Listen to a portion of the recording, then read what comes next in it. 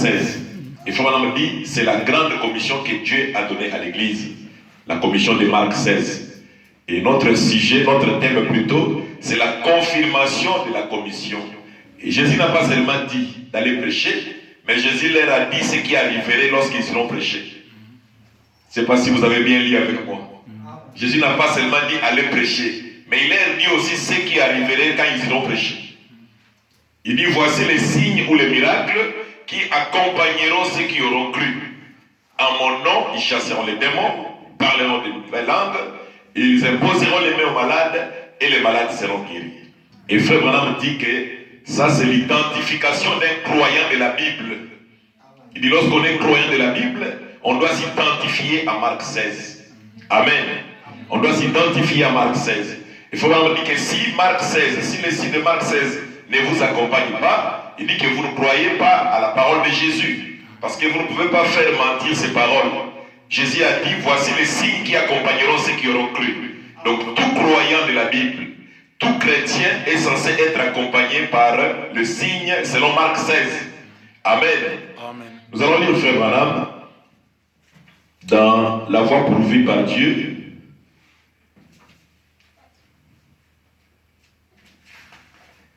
Révérend, il n'y a pas une torche là, il y a un petit souci. Même la torche de téléphone, si je peux la voir, pour les écrits, hein, c'est tellement petit que j'ai un petit souci.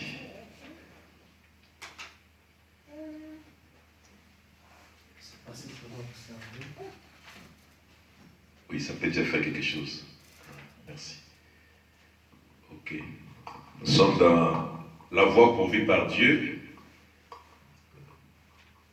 Nous lisons le paragraphe 8. Dieu a toujours eu une voix. Il y a deux voix, c'est-à-dire nos voix ou bien ses voix. Dieu a une voix pour aujourd'hui. En effet, il a toujours pourvu d'une voix pour tout. Dieu au commencement connaissait la fin avant. Alors il a disposé ses écritures pour chaque âge. Et l'âge en question, quand il arrive, maintenant, ne manquez pas de voir ceci. L'âge en question, quand il arrive, généralement, le ministère est tellement embrouillé dans des ismes et tout, et dans des traditions, qu'il est à 1 million de mille de la parole. Et alors Dieu envoie toujours quelqu'un sur la scène, un prophète. Et ce prophète, Dieu ne change jamais son système. Il ne change jamais sa voix, ses voix. Il agit toujours de la même manière. Il a toujours fait. Il doit le faire cette fois-ci. Et c'est par ces moyens que Dieu agit et confirme cette parole-là. Comme je vous le disais hier soir, c'est Dieu qui fait sa propre interprétation. Amen. Dieu n'a besoin de personne pour interpréter la parole. Amen. Il l'interprète lui-même. Amen. En la confirmant et en la rendant réelle. C'est ça. Lorsque l'Écriture dit une vierge concevra, on n'a pas besoin d'aller fouiller des vierges pour qu'ils conçoivent. C'est Dieu a déjà dit, il faut maintenant dire que la parole de Dieu, lorsqu'elle est prononcée, c'est déjà classé. C'est-à-dire, quand Dieu a dit une vierge concevra, ce n'est pas le jour qu'Ésaïe a prononcé ça. Dieu l'avait déjà dit dans sa pensée.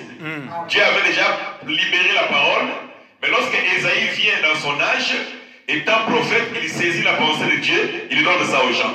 Mais dans la pensée de Dieu, la parole a été déjà lâchée. Amen. Mais étant prophète, quand il arrive dans son époque, comme c'est la parole de son époque, Ésaïe prend ça, il donne ça au peuple. Amen. Amen. Amen. Maintenant, il faut pas me dire certainement des mamans de cette époque-là pouvaient garder leurs jeunes filles, parce que l'Écriture dit qu'une vierge concevra. Et un siècle est passé, 2 siècles, 3 siècles, 800 ans plus tard, cette écriture-là a pris vie dans le sein de Marie. Et l'écriture s'est accomplie. 8 siècles après. Et il faut me dire, quand vous remarquez aussi au début, lorsque Dieu a dit, multipliez-vous,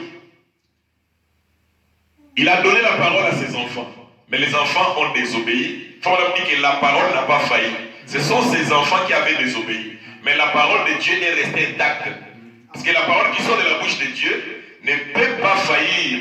Parce que Dieu ne faillit jamais.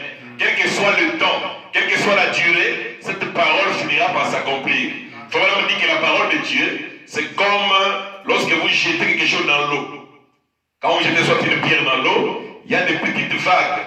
Il y a des petites vagues qui continuent à rouler. Peut-être à l'œil nu, vous ne voyez pas ces vagues-là. Mais les vagues existent toujours. Il dit les vagues-là ne peuvent pas s'arrêter tant qu'ils n'atteindront jamais l'autre rive. Il dit c'est pareil avec la parole de Dieu. Lorsque la parole de Dieu est prononcée, elle ne peut pas retourner à Dieu sans avoir accompli ou exécuté le but pour lequel Dieu l'a fait prononcer. Amen. Amen. Amen. C'est ça la volonté de Dieu. Et Frère Branham dit que l'interprétation de Dieu, c'est l'accomplissement de sa parole. Amen. Quand il dit allez partout dans le monde entier, prêchez la bonne nouvelle à toute la création. Il dit celui qui croira, qui sera baptisé, sera sauvé. Ce n'est pas une explication. C'est-à-dire quand vous croyez, Dieu vous sauve. Il dit vous imposerez les mains aux malades et les malades seront guéris. Ce ne sont pas des explications. Quand quelqu'un croit, Dieu lui donne ce privilège-là d'imposer les mains aux malades afin que ces derniers soient sauvés. Amen. Il vous donne le privilège de chasser les démons. Ce n'est pas une explication. Chasser les démons, c'est une réalité. Ce n'est pas une explication. Vous venez commencer à expliquer on chasse des démons. Non. Amen. Quand vous croyez, ça dit vous déclenchez en vous ces mécanismes-là de chasser les démons. Alléluia. Amen. Priez pour les malades. Amen. Amen, amen. Amen. Dans l'interprétation de la parole de Dieu, c'est l'accomplissement de la parole de Dieu. Amen. Frère Branham me pose la question. Il dit, combien savent ce qu'est l'évangile? Il dit, ça c'est pas l'évangile. Frère Branham me dit, on lira ça dans cette identification. Il dit, ça c'est pas l'évangile. Il dit, l'évangile, il dit, ça c'est la parole de Dieu. L'Écriture dit que la lettre tue, mais l'esprit vivifie. Il dit, ça ce n'est pas l'évangile. Mais l'évangile c'est quoi? L'évangile c'est la puissance de Dieu qui vient faire exécuter à la parole ce qu'elle dit qu'elle fera. Amen. C'est ça qu'on appelle l'évangile. C'est ça. Quand la parole de Dieu dit, qu'à mon nom vous chasserez les démons. Et que toi, quand tu chasses les démons, c'est ça l'évangile. Quand l'Écriture te dit, vous imposerez les mains aux malades, et les malades seront guéris. Quand tu le fais, c'est ça la bonne nouvelle. Amen, amen. Amen. Mais ça, c'est la lettre. Et beaucoup de gens ont suivi la lettre, et beaucoup de gens sont morts à cause de la lettre.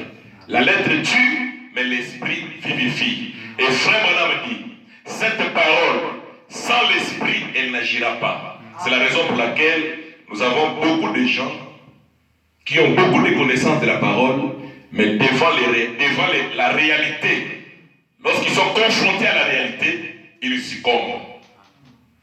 Amen. Parce qu'ils ont reçu un côté pédagogique.